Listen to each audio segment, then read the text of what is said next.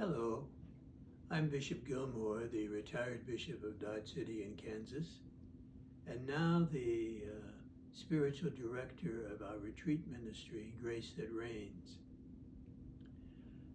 Yesterday was a special day for me, and I was thinking of a line from St. Paul, his second letter to the Corinthians, chapter 12, verses 9 and 10.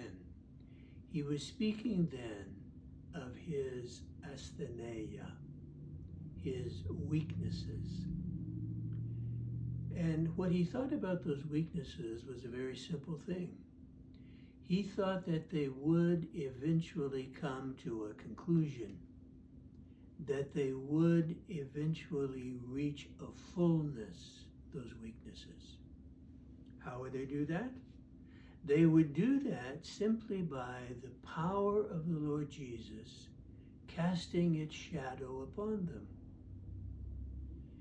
That shadow would release the power within the weakness itself. This is always the thing that happens in the life of St. Paul, in the ministry of St. Paul. And I was thinking about that yesterday because yesterday was, I found myself the recipient of many wonderful messages from so many of you out there, congratulating me on my 22nd anniversary as a bishop in the Roman Catholic Church. On the 16th of July, 1998, the feast of Our Lady of Mount Carmel, I was ordained bishop, not in Dodge City itself, but in Garden City because the church was larger. That was a whirlwind of a day for me, I recall. Things were going on hour after hour, place after place, time after time. I remember being caught in a kind of an anesthesia of my own. And it lasted for a good half a day. I did not feel well physically in the hours leading up to the ordination itself. And I think now that it was probably nothing more than a nervous stomach at work, trying to help me hide from what was coming, trying to help me avoid the inevitable. But all my prayer during that morning was simply this, that I might have the strength to go through that without collapse. It was as simple as that for me. The whole business of becoming a bishop had all come to pass without my doing anything about it. It was beyond my control. It was in his hands. I simply had to bow my head and take it.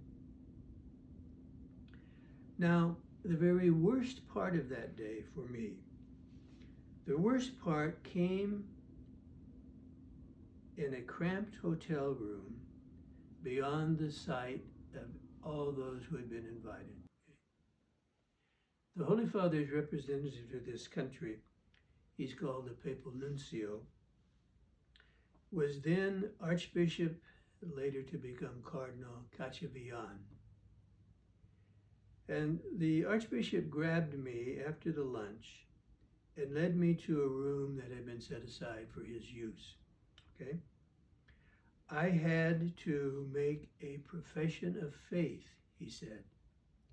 I had to take an oath of fidelity, he said. And I had to do it right now. I couldn't wait any longer. It was another box on his list of things to do that he needed to check off, I guess it was, okay?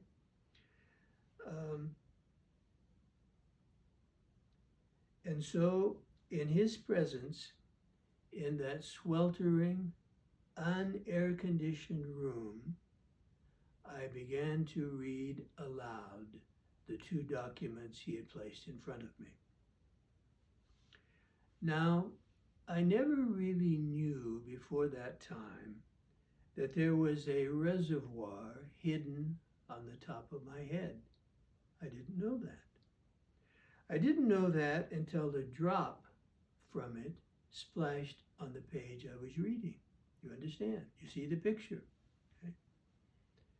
Slowly, some massive body of water began to make its presence felt in that cramped room. A drop here and a drop there, a runlet here and a runlet over there, a stream of perspiration, all so many signs of the flood that was imminent, it seemed. But I read on gamely, mopping my brow to keep a step ahead of the flood that was to come. My eyes were stinging and I could barely see, but I read on.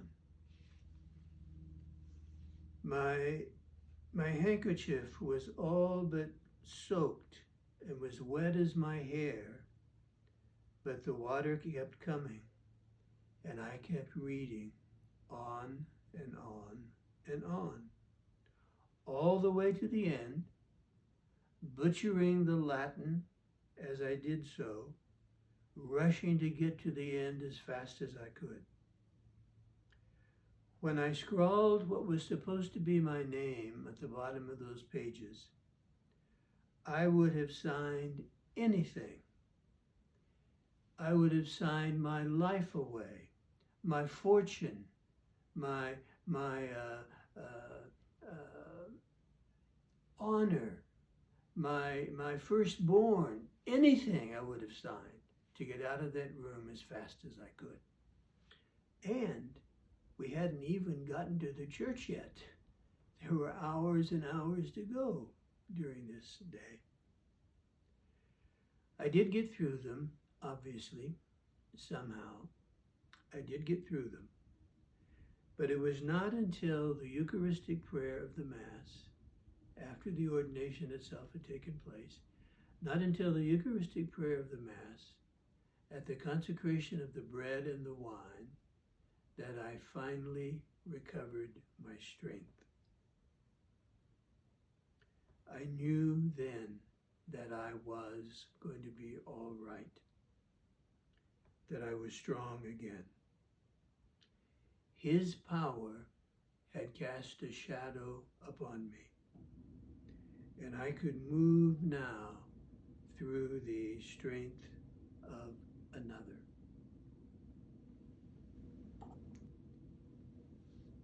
I delighted then in your presence, those of you who were there that day.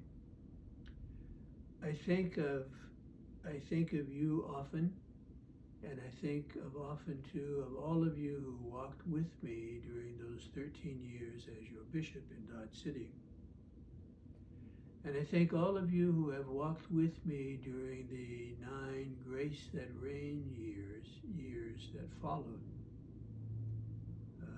Jacqueline and I have been pleased to be a part of the sanctifying work of the church in this diocese and a part of the sanctifying work of the church in the Archdiocese of Vancouver and in many other dioceses across the country.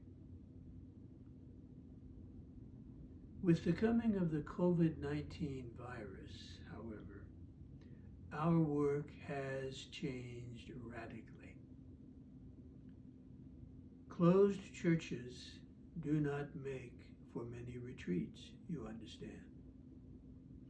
Social distancing makes things harder, you understand.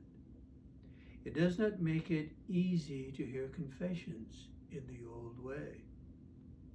It does not make it easy for Jacqueline to lay her healing hands, the healing hands of the Lord, upon you in the way that you've come to expect. Our work in Grace That Reigns has changed radically. We have spent a good deal of the lockdown time trying to make sense of what has become the new normal for any retreat ministry. We have gone into the world of podcasting, for example, and we are grateful for your reaction to these audio presentations.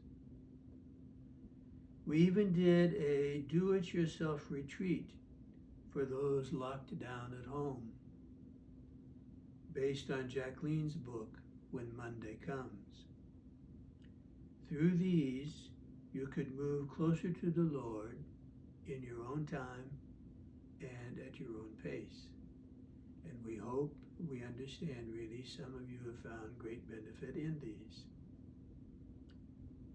We have also begun now a new series called The Electric Eel. These are conversations Jacqueline has had with various women and men we have met in our retreat work. They are their conversion stories, in effect.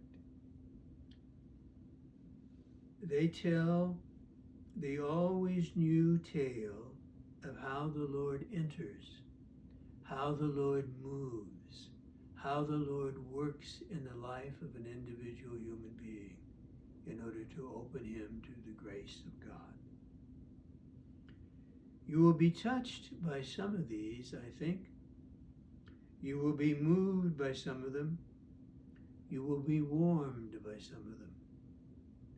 And you will be inspired by all of them. Who doesn't love a good once upon a time story, after all? We invite you to check these on our website, www.gracethatreigns.com. Check them and look more closely into them, and even if you find, and then you will find how that name originated in the first place. In the immediate future, we are exploring three possibilities. The first is a healing mass at the cathedral in Dodge City for our stricken and sorry country.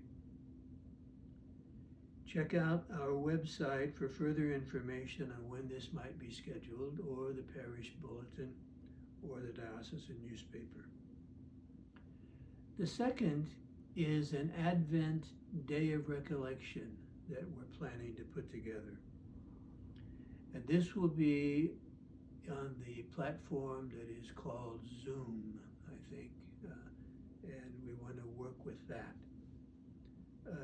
This platform will allow for presentations from both Jacqueline and myself, and it will also allow for private consultations with the individual participants in the retreat.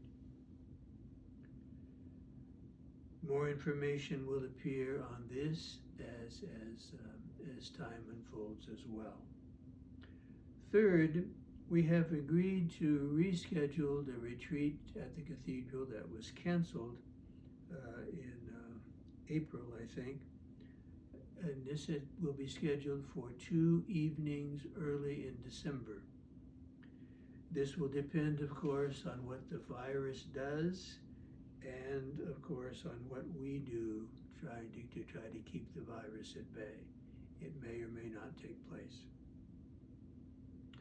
So again, I thank you for your many messages on this anniversary of my ordination as your bishop, and I thank you for your continued support of Grace That Reigns, your support in prayer, your support in encouragement, and your support in money.